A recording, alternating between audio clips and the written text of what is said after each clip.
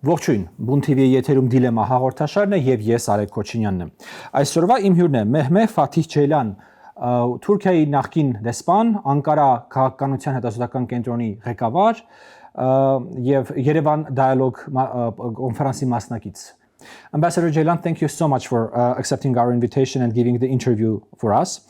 And the very first question that I would like to raise is, could you describe for the Armenian audience the foreign policy priority that Turkey lives with right now? I mean, where Turkey is wishing to spend its foreign policy energy? What's interests the Turkish authorities as of now? Well, let me start by thanking you as the president of Research Center on Security Policy. I believe one of the well-known NGOs here in Armenia, and for the invitation, for your kind invitation to attend your program, this interview.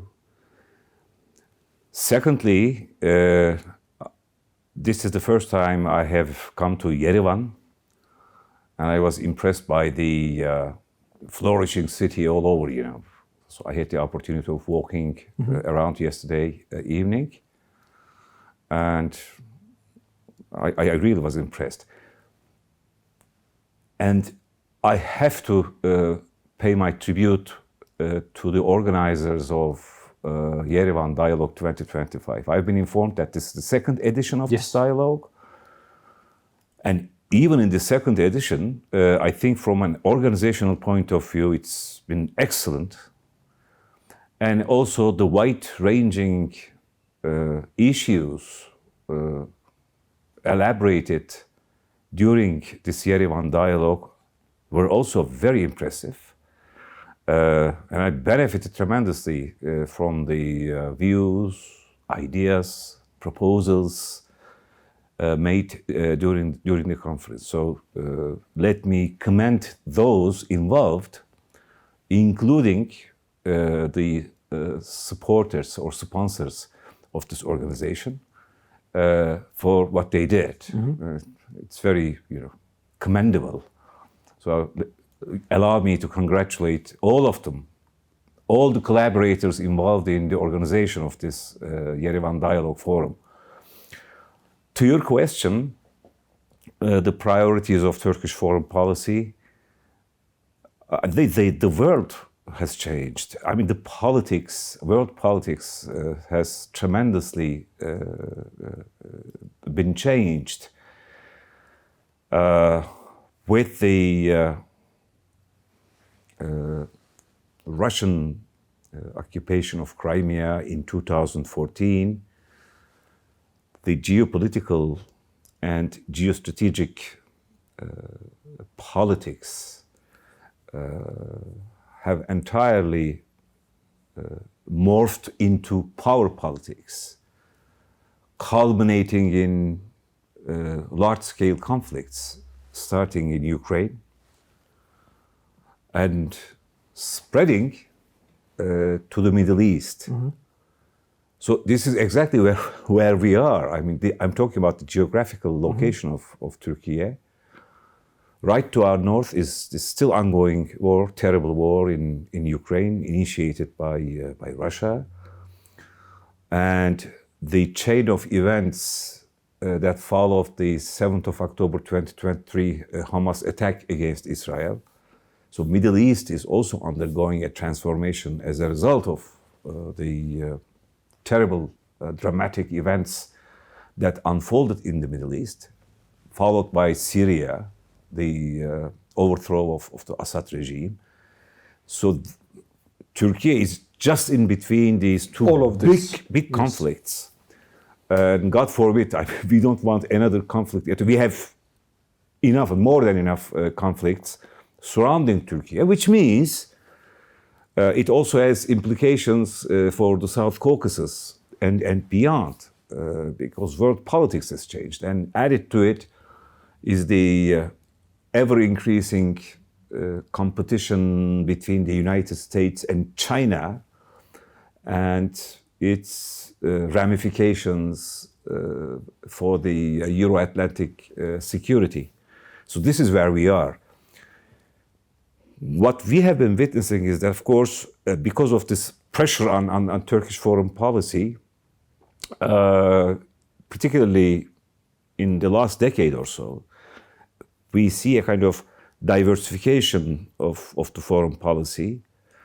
When it comes to Russia-Ukraine war, Turkey adopted a rather careful attitude, trying to balance its interests between these two countries, neighboring countries, by the way.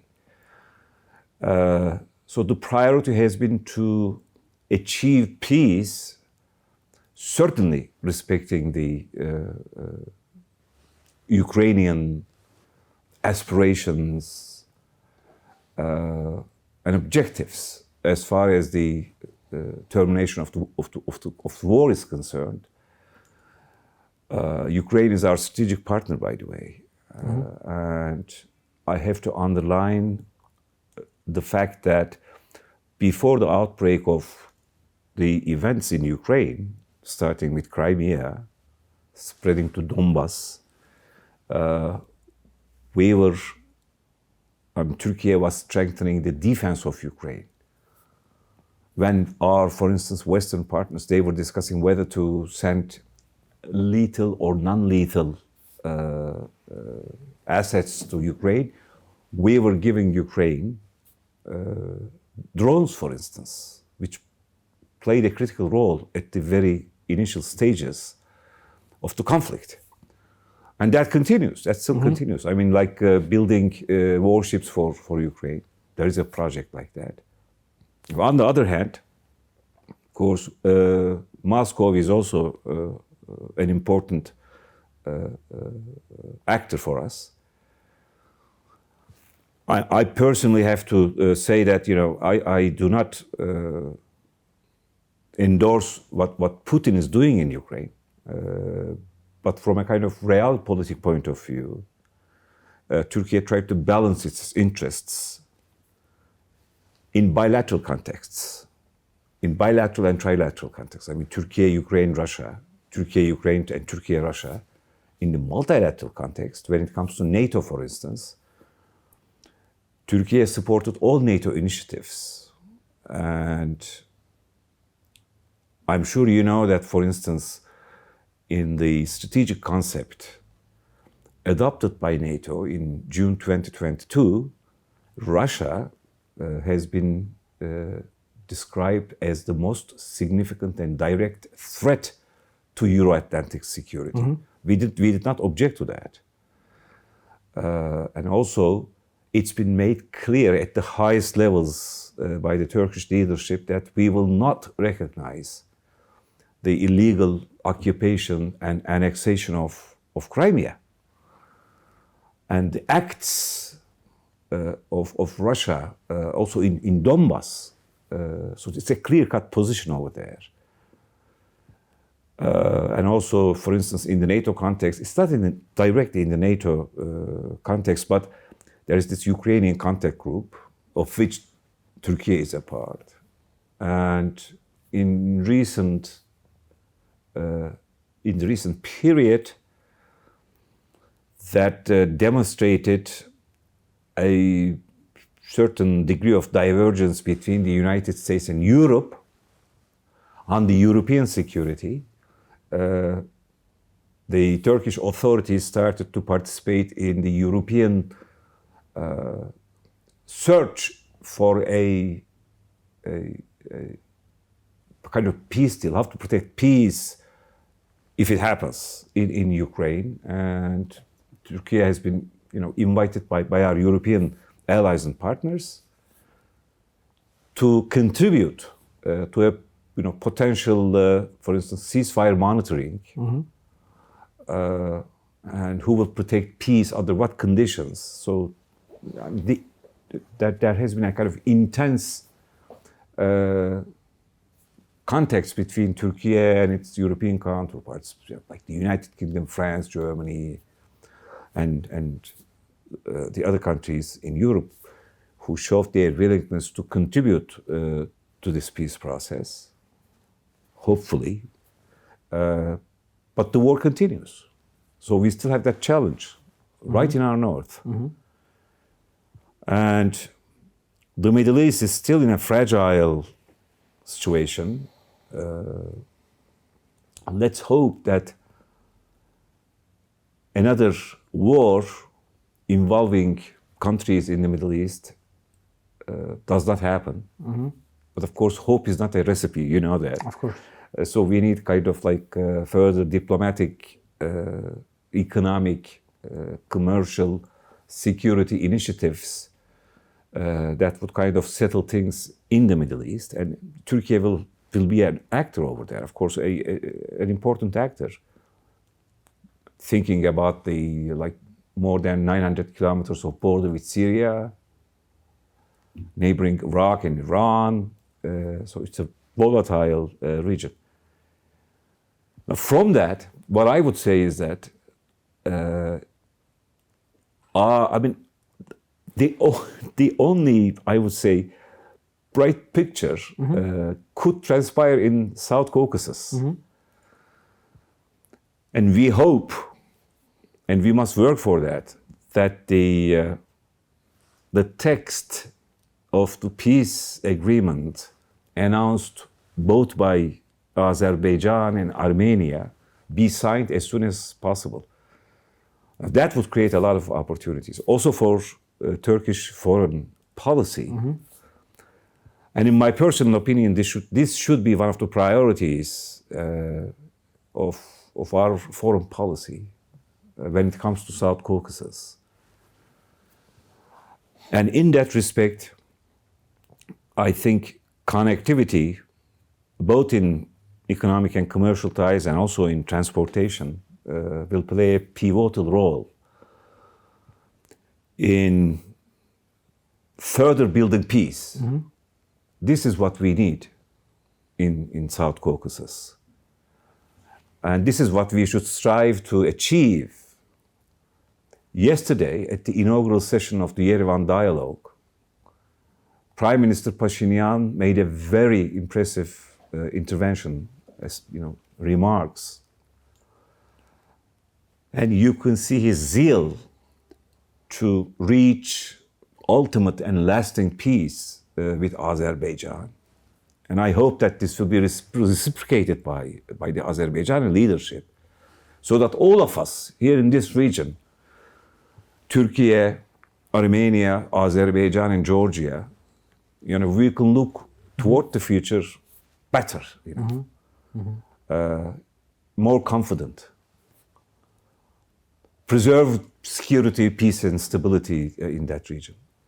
And when you look at again, all the declarations, I mean, starting from 2012 up till now, in which Turkey was also involved, you see this ultimate objective of attaining, a comprehensive security and stability in South Caucasus. As I underlined before, I mean, we have enough conflicts around us, and every one of us is being kind of suffering from that.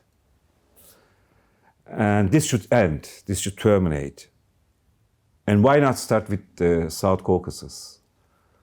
With the signing of the peace deal between Azerbaijan and Armenia,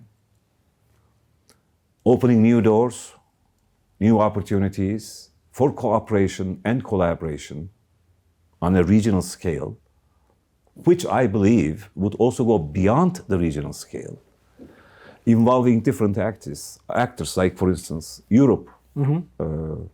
This is what we are talking about. At that point, when you mentioned Europe, I would say that Armenia and Turkey pretty much have, in the logistical part of the conversation, what each side needs. For Armenia, Turkey is extremely important with its aspirations towards Western European integration, because Turkey is the main way for Armenia to connect with the West, with the Europe. In Armenian case, Armenia can provide Turkey the shortest possible connection through Armenia, through Azerbaijan, to the Caspian Basin and to the Central Asia. The road Armenia can suggest is days and hundreds of kilometers shorter than the Georgian route or the Iranian route. So ultimately, sides have what is in the best interest of each other. That's first shell, let's say. At the same time, there is this constant conversation in Armenia whether the Armenian-Turkish normalization has preconditions or not. In Armenian public spectrum, there is always this, I would say, debate. What's the Turkish precondition? One part of the conversation says that there is only one, basically, which is Azerbaijan shouldn't be against the Armenian-Turkish normalization, and that first there will be the Armenian-Azerbaijani normalization, then ultimately it will be followed by the Armenian-Turkish normalization. But there's also other parties who say that there are some additional demands from the Turkish side. What can you comment on this? Well, Arek, thank you very much indeed for asking this question. Which is very relevant when I talk about the enduring peace and stability in the South Caucasus. This is one of the keys to achieving peace, security, and stability in the South Caucasus. I mean, look at the announcements made, the declarations issued. Every single time, for instance, that President Erdogan and President Aliyev came together. The idea over there is clear. It talks about, look for instance at the Susha Declaration of June 2021. One example, this is only one example. It talks about restoring economic and transportation links without making any prioritization. All links. And that was the gist of all declarations. And this pledge is embedded in these declarations. So there are pledges made to make peace and stability lasting based on these economic, commercial, and transportation types. We are talking about connectivity. This is important. The missing link in connectivity is Armenia. So Armenia should be brought into this fold. I support it. Also in my various articles that I have written. And this should be achieved. This will be in the interest of Turkey, Armenia, and I would say Azerbaijan, because it will expand the scale of economic and commercial activity. And we are not talking about only highways and railroads. We are talking about an integrated architecture here that takes us to Central Asia and also to Europe. And everyone will benefit from this expanded scope of cooperation based on these connectivity projects. And connectivity also includes energy, exactly, digital networks, pipelines. This is in the context of energy, and also clean and renewable energy. Yes, this is important. Green transition. Yes, and when we talk about connectivity, we should mention the three dimensions of it. Okay. One is the economic commercial aspect, fine. The other is the institutional links, increasing the institutional links between the countries. And the third is the human dimension, providing for more space for human-to-human contact, people-to-people contact. This is very important. And I think the last dimension that I have mentioned, this is the human dimension, will ease the atmosphere of relations, reinforced by economic and commercial ties, and also supported by these the expanding institutional links. This is the key to, to comprehensive peace and security in the South Caucasus. And I do believe strongly that, we should all strive to bring Armenia into this fold, so that every one of us will benefit. This is the South Caucasus, including Turkey, the Central Asian republics, plus Europe. So we should try to reinforce this bond that must be established. Ambassador, since you talked about the human factor, I would like to give a short question and then return to the big topic. As a Turkish expert, scholar in Yerevan, how do you feel? Do you feel comfortable? Do you feel welcome? Do you like the hospitality? Because I think that would be a question for a lot of Turkish people. I didn't feel any anxiety at all. I mean, I came here without any questions in mind. I was invited by my colleague at the Black Sea Economic Cooperation, Nairi Petrosyan.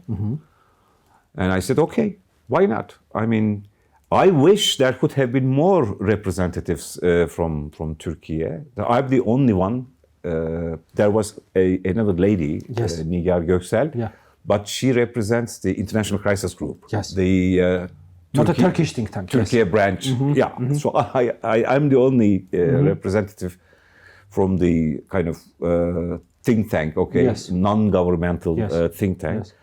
Well, I wish to see more people, on such occasions. Yes. I absolutely think that should be a goal to have more. Yeah. But I was told. I mean, let's be honest about it, because I was told that like 10 or more people have been invited Yes. from Turkey, Yes. and they had their own Understandable. excuses or arguments and what have you. But I didn't pause a moment. I mean, I said, yes, why not? Let's go and see. So I do believe in the increased contacts, particularly among the civil societies, civil society organizations. The official track is important. I do agree with that, and I do support it. And I also recommend it to my friends here that I talk to, that the official context should also increase. And such kind of non-governmental or civil society activities will help improve Definitely. the official ties, which I talked about, the institutional ties. This is also important, So maybe if there's an opportunity in the future, I think both tracks should be tried, both by Turkey and also Yes. by Armenia, of course. Ambassador, since you touched the issue of the connectivity, during the opening remarks on the Yerevan dialogue, Prime Minister basically brought up the 4 principles that Armenia desires to build those connectivity projects in the region. Those are sovereignty, jurisdiction, equality, and reciprocity. Do you think those 4 principles are somewhat understandable and acceptable for the Turkish side, for example? Well, we don't have any problem with that. I mean, he talked about the fundamental principles of, international relations in general, exactly, right? Yes. Right. So Turkey, as far as I can think of, should not have any problems with that. What I believe is that once this connectivity in all its dimensions, including Armenia, starts, we will have a different atmosphere. I believe in that. An atmosphere of more peace and more stability and more security, more economic and commercial activity. So this is what we should, try to achieve as an end result.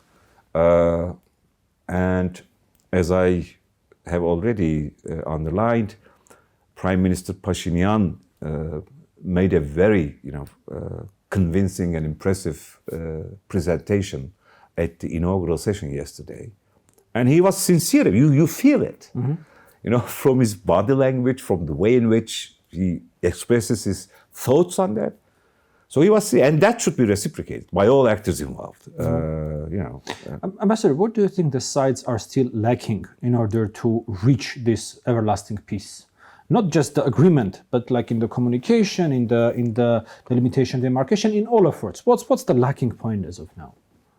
I think there are, and I mean, we cannot say kind of flat statement on this is the reason. And things, but one of the, I think, underlying reasons is that there is still some mistrust or lack of trust. Because, one politician says something, the other says another thing, this politician says another thing, and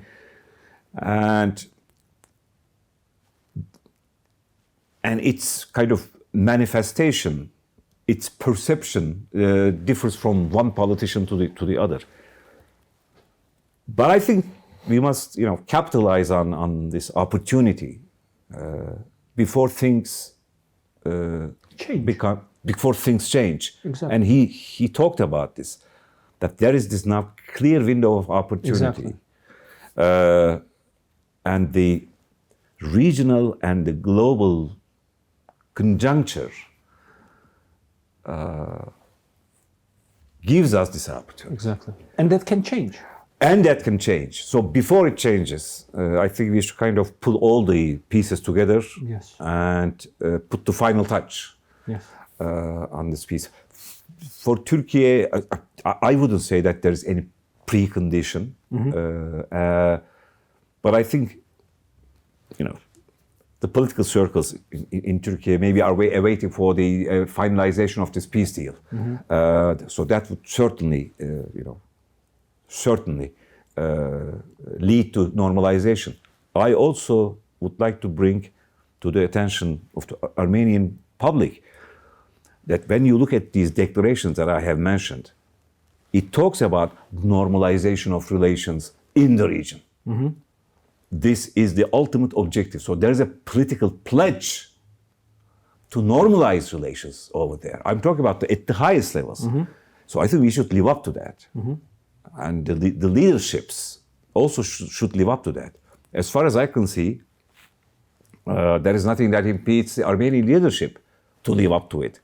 I think now the ball, is in the court of Azerbaijan to a much, and also Turkey to some extent. And the sooner we have it, the better, of course. Ambassador, since you described already the situation that the ball is on the Azerbaijani side, if this is the situation for a mid to long term, let's say, if nothing changes from the current political situation, when Armenia did basically a lot to agree on the peace agreement, to agree on the delimitation demarcation, to agree on the communication conversation, but then because of that or different reason, because of, for example, inner political developments in Azerbaijan, or because of changes in the international relations or geopolitical situation, the thing doesn't go forward. Let's say the agreement is not signed, and then the last sort of sentence isn't written in this Armenian-Azerbaijani conversation. Does this necessarily mean that there cannot be any changes between Armenia and Turkey? And again, I would like to repeat that if you see that Armenia is genuinely moving towards this direction, that Armenia does all of the activities that you just described it does, is there a situation where things can change? Well, I think the leaderships in all these countries should demonstrate the courage, the political courage, to finalize this process. Plan A is this. Yes. I don't even want to think about Plan B. Plan B is a recipe for instability. Yes. And we don't like to see such an end result as far as Turkey is concerned. It will take long time to settle the conflicts in Ukraine. Definitely. and in the Middle East. Definitely. We do not need any fragility taking root, particularly in South Caucasus. And for this, this peace deal should be signed. This is in the interest of Turkey. That's my personal conviction, that it's in the interest of Turkey to see this peace deal signed by Azerbaijan and Armenia. I think the present sticky issues could be resolved between Armenia and Azerbaijan. Maybe not in the immediate future, but after the signing, such issues could be settled. And this has been the ultimate objective of the process that led to the finalization of the text Of the agreement. yet to be signed. Yes. The context should increase. Also with Turkey, to reach that final objective of a peace deal. This is important. And if it goes on and on, then I think the Turkish leadership will have to take a decision on that. Because there's a pledge announced publicly that, among other things, there are two main points. One is to restore all economic and Connectivity. transport, routes. And the other objective announced is to normalize relations in that region. There are, of course, different, ideas, principles, but among these objectives, these two principles have been shared with the publics. So it becomes a responsibility then. So we must continue to work tirelessly on Plan A, which means finalizing the connectivity projects, including Armenia, and normalizing the relations. Yes. Ambassador, on this plan A, do you think Turkey could do more than it is currently doing for the normalization between Armenia and Azerbaijan happening? Could. Could. But again, that depends on the decisions to be taken by the leadership Yes. in Turkey. And what I would propose is that, and I've already mentioned this, is that we have to have more contacts. And I think it would also be in the interest of Armenia, the Armenian NGOs and think tanks here, to engage their counterparts in Turkey, and vice versa. Because this would also ease the grounds for the track one. For track one, exactly, for the political leadership to take the decisions. Well, I have listened to and read a series of announcements made by President Erdogan on that particular issue, and he also favors the normalization, the regional normalization, the bilateral normalizations. He favors it. I mean, he said it on many occasions. So let us see, when the final decision is taken in Turkey. During that process, I think all of us from the NGO circles, we should strive to prepare the grounds for that. Yes. This is what we need. This is what the region needs.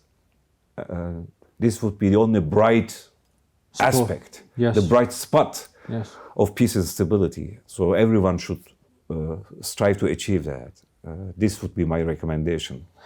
Ambassador, you already mentioned that the Prime Minister is genuinely talking, and he's very big on his plans of peace, stability, normalization, both with Azerbaijan and with Turkey. But the main criticism that goes towards the Prime Minister, his government, and the current course, especially in the direction of Turkey, is following.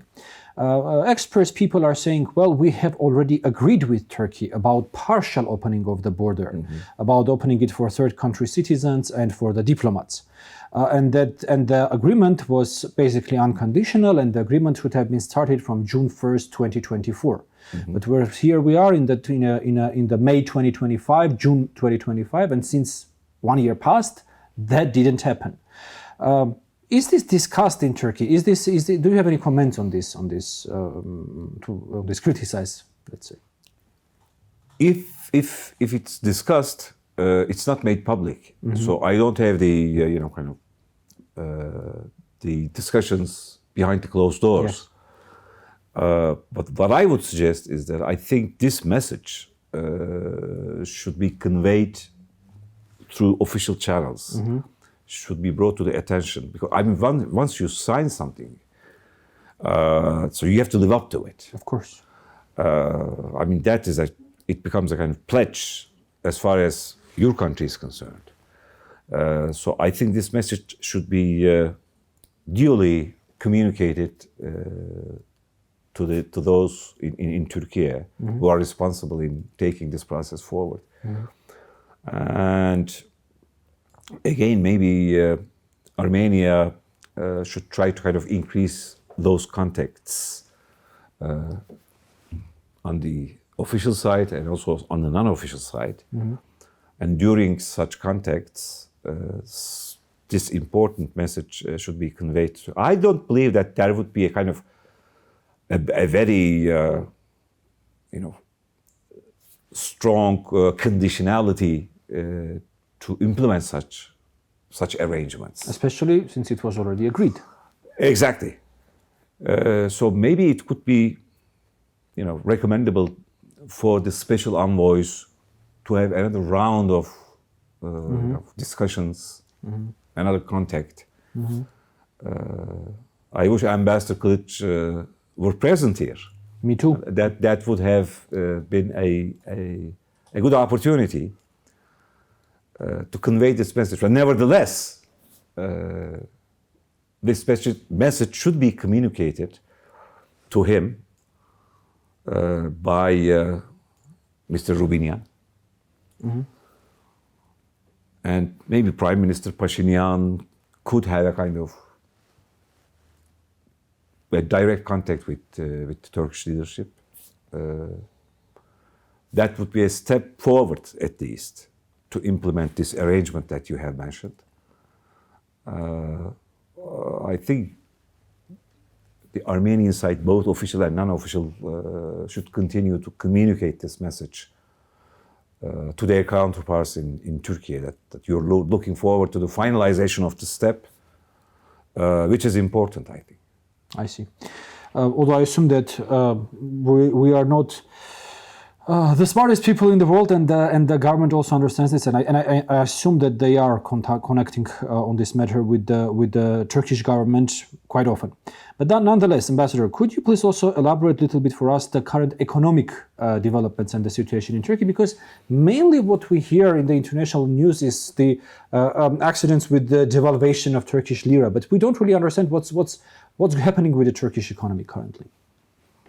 I think it's clear, I mean, from our daily lives in Turkey, that there has been a deterioration in the economic situation, a decrease in the purchasing power of Turkish lira. That we live it, yes, as citizens of Turkey. And it seems that it's not easy to have a kind of a better economic situation in the imminent future. In the long future, everything gets better, of course. But this is tautology, right? So there is a problem. There is a problem, and we need further activity and investment in Turkey to revive the economy, to resort to balances, economic balances, to get rid of the imbalances that now exist, and that impact on the daily lives of Turkish citizens. This is a necessity. And this, for instance, also is important for Turkey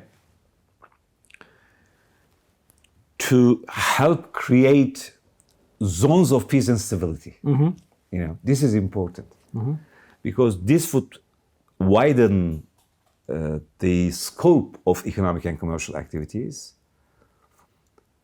could attract foreign investment, and vice versa, could kind of incentivize Turkish private sector to invest in these zones of peace and stability.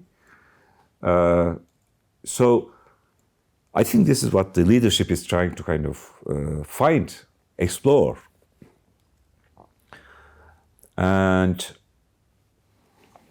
they have introduced a certain number of packages to get rid of these imbalances. So far, we have not seen any kind of concrete results. The expectation was to have a better, economic situation during the course of this year, but now there are predictions that it will not happen this year. So 2026 will be the year, but this is being said on many occasions. It was 2024, and then now it's 2025, and now it's being said it's 2026. So there is something wrong going on, And this also necessitates for Turkey to further diversify its relations without losing its anchor, of course, because the anchor of economic and commercial activity, Turkey's economic and commercial activity, is Europe. But there is no doubt about it. I mean, more than 50%, almost approximately close to 60% of our economic and commercial activity is with Europe, with European market states. And now we have this tariff wars. Initiated by the Trump administration, impacting on Europe, impacting on Turkey, impacting all over. So that requires developing and widening economic and commercial activities here, in this region, in Europe. And one of the reasons, for instance, to push for the finalization of connectivity projects is also economic. Definitely. For all of us. Exactly. I mean, so we have to increase our resilience, economic resilience, technological resilience. And so we should have additional, chains of cooperation and collaboration, starting from the region and extending to Europe, to Central Asia. It's a big belt, we are talking about a big belt. Europe also needs it for many reasons. We need it. South Caucasus needs it, Central Asia. So there is a kind of shared interest, actually, extending from Europe, Turkey, South Caucasus, and then Central Asia, to expand their economic and commercial ties, to widen the kind of scale regionally, European-wise, and also globally. Because now it's rather difficult to rely on the United States. And maybe we are not seeing all the results of this, tariff wars going on. But Europe is certainly being affected, many sectors, economic sectors, which will certainly have implications for the Turkish economy. Because if there's a contraction, we will be affected by it. Also, this region will also be affected by it.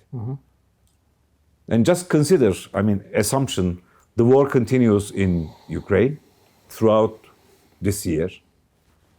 This is an assumption, a scenario, right? Another potential pocket of conflict in the Middle East. So we have to do our best to, preserve the peace and stability to the extent possible. And I think our hope is to establish it in the South Caucasus. This is important. This is also important for Turkey, given the evolving, geoeconomic and geotechnological competition that we have. This is important for our resilience, for our economies, for our commerce. So this is also one of the rationales to achieve the final peace and stability to the maximum extent possible.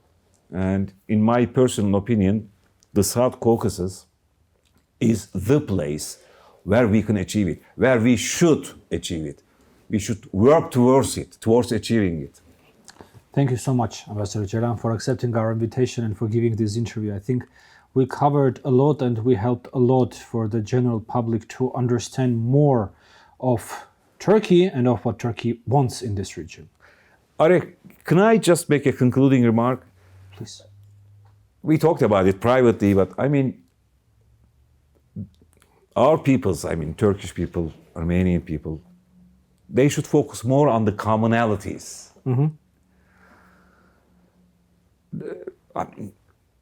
We have contributions from many Armenians during the Ottoman times, even in the early stages of the Turkish Republic. The Armenian public should know this. The Turkish alphabet, Latin alphabet, for instance, Agop Diraçar, and his surname was given by Atatürk. He prepared it. Balyans, the Balyan family, many well-known constructions in Turkey, including Dolmabahce Palace, for instance. In music, in arts, you have the imprint of, Armenians. And the Armenian public should know this.